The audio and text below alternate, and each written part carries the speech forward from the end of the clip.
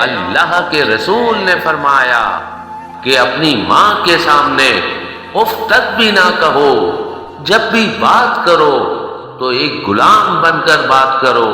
امام علی علیہ السلام نے فرمایا جو انسان اپنی ماں کو راضی کرتا ہے وہ ایسا سمجھ لے کہ اس نے اللہ کو راضی کر دیا۔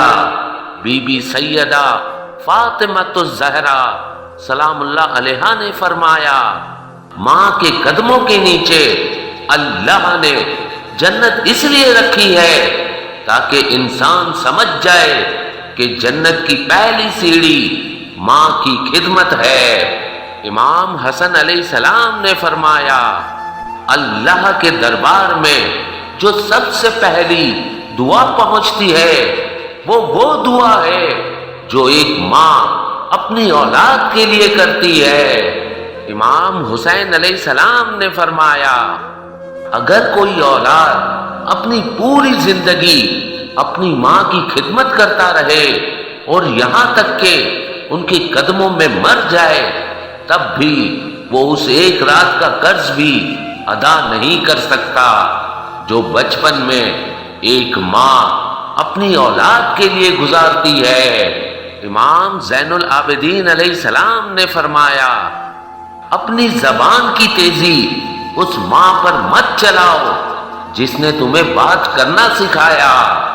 امام محمد باقر علیہ السلام نے فرمایا اگر تم مستحب نماز پڑھ رہے ہو اور تمہاری ماں تمہیں بلائے تو تم نماز چھوڑ کے اپنی ماں کے پاس چلے جاؤ ورنہ اللہ تمہاری عبادت قبول نہیں کرے گا۔ امام جعفر صادق علیہ السلام نے فرمایا اللہ کا سب سے بڑا فرض اولاد پر یہ ہے کہ اولاد اپنی ماں سے نیکی کرے۔ امام موسیٰ کاظم علیہ السلام نے فرمایا تم کوشش کر کے کھانا اپنی ماں کے ساتھ کھایا کرو اور جب تک تمہاری ماں کھانا کھانا شروع نہ کرے تم اس سے پہلے نوالے نہ اٹھایا کرو۔ امام علی رضا علیہ السلام نے فرمایا جو انسان ماں کو ناراض کرتا ہے تو دنیا میں اس کے رزق کی راہ تنگ ہو جاتی ہے اور آخرت میں بھی وہ تباہ ہو جاتا ہے۔ امام محمد تقی علیہ السلام نے فرمایا ماں کی دعا اولاد کے لیے ایسے ہے جیسے کوئی نبی اپنی امت کے لیے دعا کرتا ہے۔ امام علی نقی علیہ السلام نے فرمایا ماں کی خدمت کرنے سے انسان کا نصیب بدل جاتا ہے اور کامیابی مل جاتی ہے۔